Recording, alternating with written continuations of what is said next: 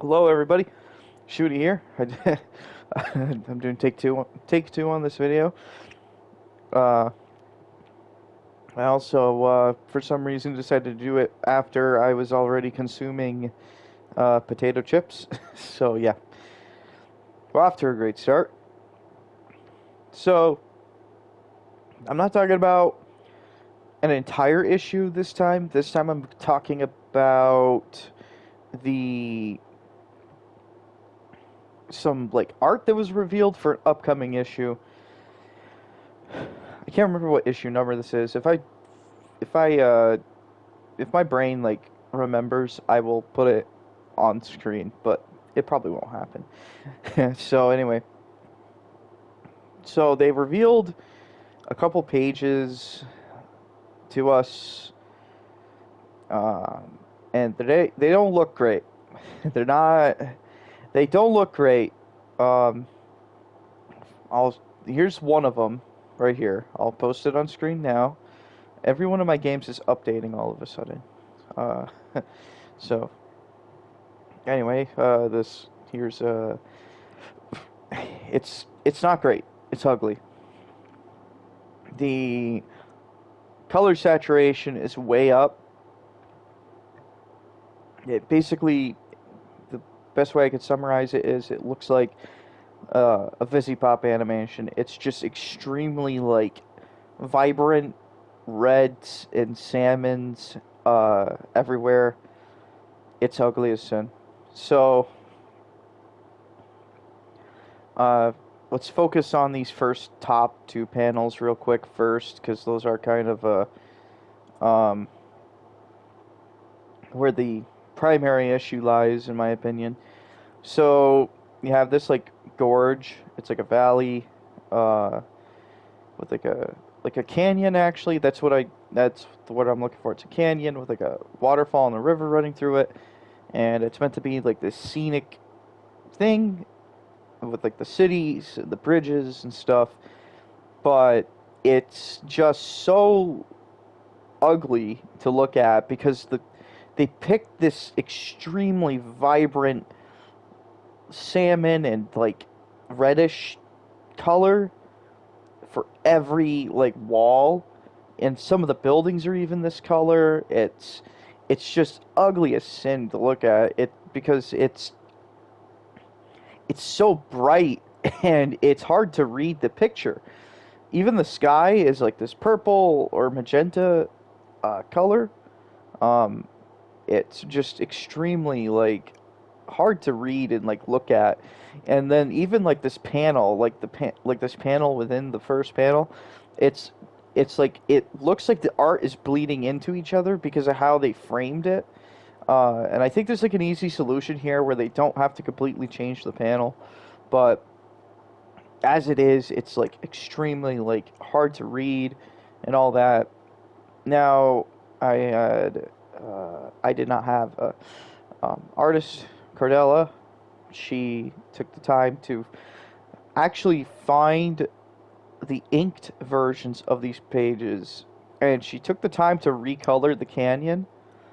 Uh, and I think she did a great job at recoloring the this first panel. So if we look at her version, you can see instead of using bright, vibrant colors, she used a more muted color palette. Um, and there's two reasons for this.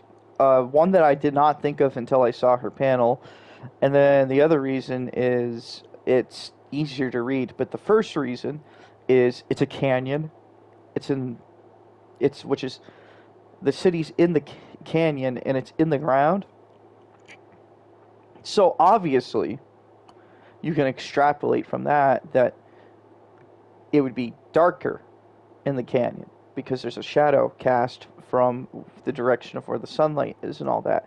In fact, she took the time to, when she edited the sky, she added in edge highlights on the shadow and shadows on the clouds to imply the sun is setting on the right hand side of the panel. And then she also took the time to add in the where the shadow is for the canyon itself. And it does a really good job at conveying the idea that it's set in the ground, the sun is setting, and it still has this like fantastical like element to it. Um, the and it's an establishing shot. It shouldn't like it should be like easy to read, and this is easy to read. I can look at this panel and understand what's going on. In fact, real quick, I'm going to divert the conversation and bring up this drawbridge right here. I'm using like one of the screenshots from like the original version of the picture, but look at this drawbridge. What purpose does that serve?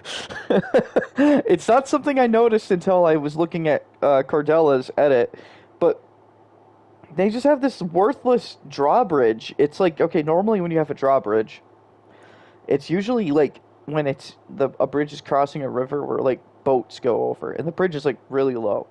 So you need the bridge to be able to open up to let boats go through. But that's not the case for this. This bridge is elevated way the hell up off the ground. So what the fuck is the drawbridge for? Someone thought, oh, wouldn't it be neat if we could put a drawbridge in there, and they put it in without like any thought.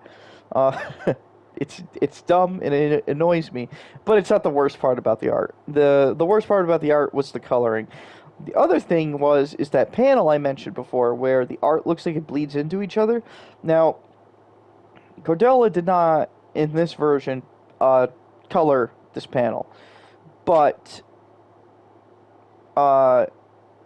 had she done that, I think that there would still be one thing that would fix this panel and make it more readable, and that's if they would take the borders and make them a little wider. As it stands right now, these borders are extremely like what's the word I'm looking for? It's very thin. So what happens is when you put that thin border next to the other picture, it makes the images kind of bleed into each other, especially with these like canyons right here. They're very like easy for all that to blend in to each other. Had the artists done, at the very least, made that border thicker, I think it would have solved a lot of issues. So, all in all, color scheme, not very great. And the borders on this panel could have been made thicker, just a little thicker anyway. And then I want to draw your attention to these other pages here, where I think it kind of goes in to prove my theory that they're using 3D assets.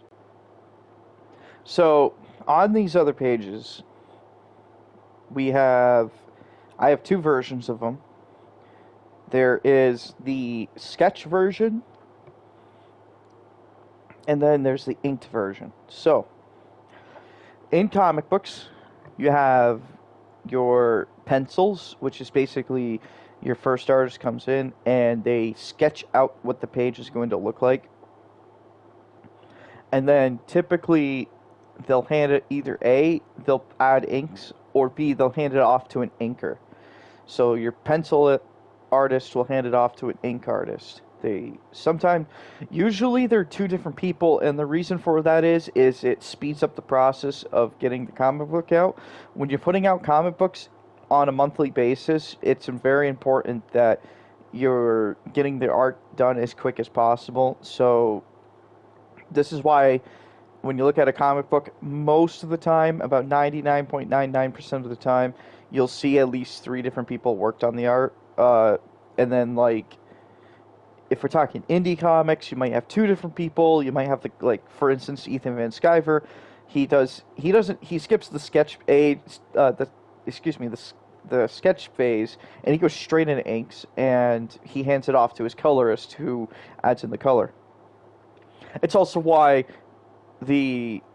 I think they're called the text guy or whatever, the people who put in the word bubbles, those people are separate also because they are their job is to again go in and add in all the dialogue and stuff like that.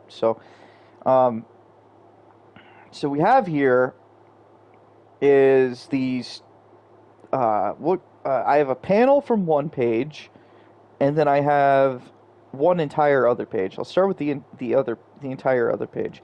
So here's the sketch version of the page, and you can see the way stuff is framed and all that. I want you to just take a mental note of it. Pause the video if you need to, but the one panel I need you to pay attention to in particular is the bottom right panel with Shadow and Rouge. So you'll see the way it's framed. Shadow is smaller than Rouge, which means he's in the background more. Now, if we cut to the inked version of the page now, and now you'll notice there's a big difference. In the previous version, Rouge was like poking into the other panel and all that, but now she's smaller and she fits in the panel almost too perfectly, and Shadow's doing the same thing. And now though, Shadow, he's still in the background, but he's almost the same scale as Rouge. Okay? And then you'll notice other differences between these panels, like the backgrounds, for instance. If you pay attention to the differences in the backgrounds of what the sketch artist wanted versus what the ink artist or inker put in. And these might be the same people. I'm not exactly sure. I do have these pages secondhand from someone else. So I'm not sure if they're the same artist or not. But you'll notice that there's a major difference between the two. Now, the big thing about the backgrounds is they're like, in the inked version, is they're perfect. They're like, the walls are perfect. Everything's like they're perfect proportions. You see these like background characters. They're not very like varied, so to speak, in terms of like proportion wise.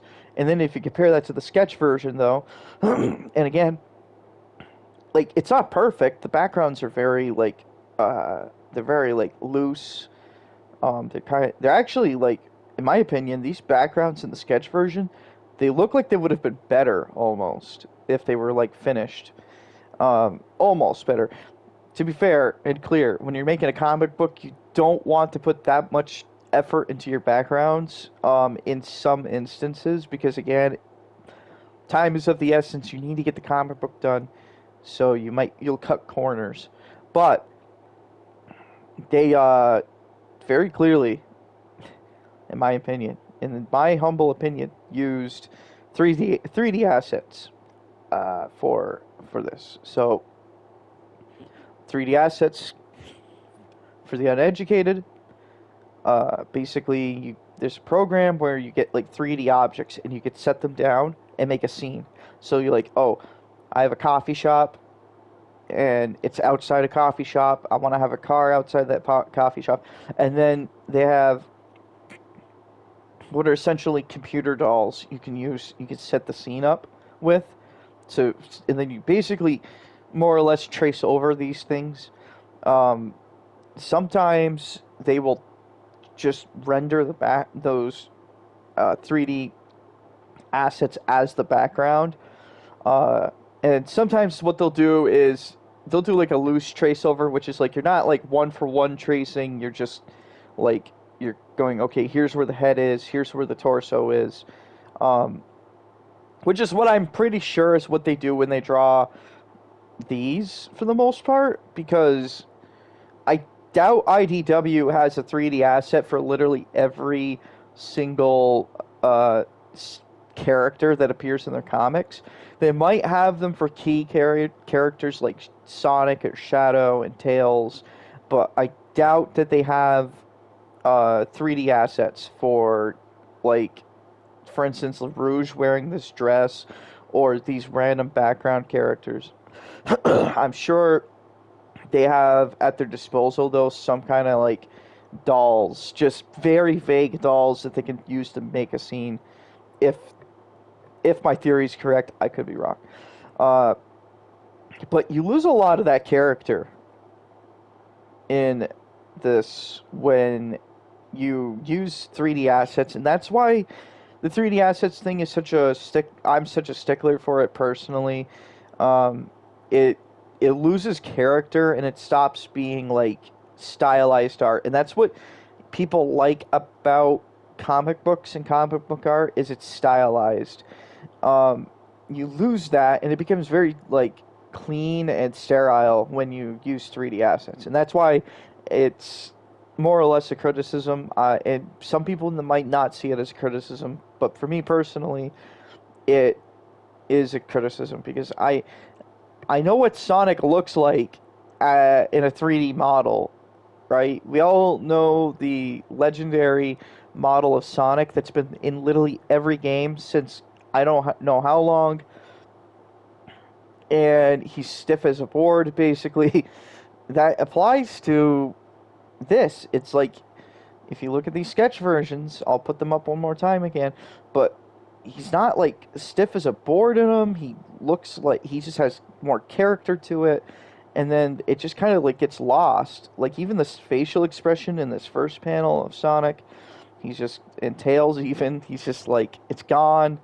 They're losing all this character. It's just, it loses what makes it special when they use the 3D assets. That's why it's such a stickler for it. I have like one more example I'll show. Same thing. It's this one panel here with this guy on the stage. Sketch version. Again, the guy's like, stage is much more extravagant and all that.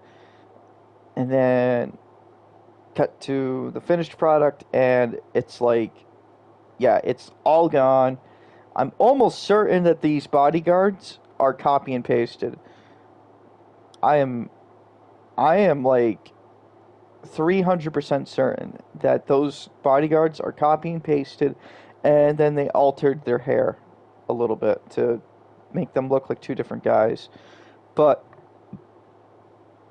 I mean, even like some of these background characters more or less might be copy and pasted.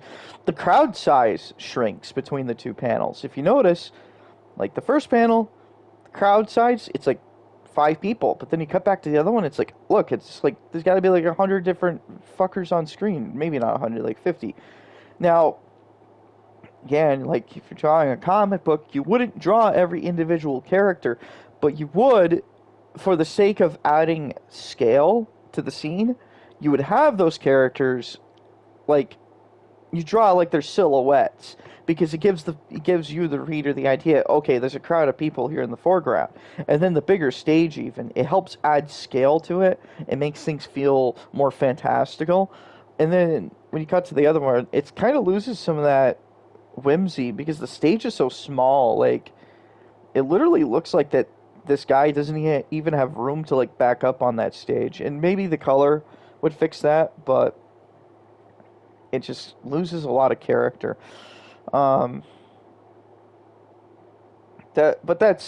all I really have to say about this. I can't keep going on about the same few panels, but it just in short, the art doesn't look that great so far in terms of like color. And I think this kind of also proves my point, or my theory, that they're using 3D assets to make these comics. In short, I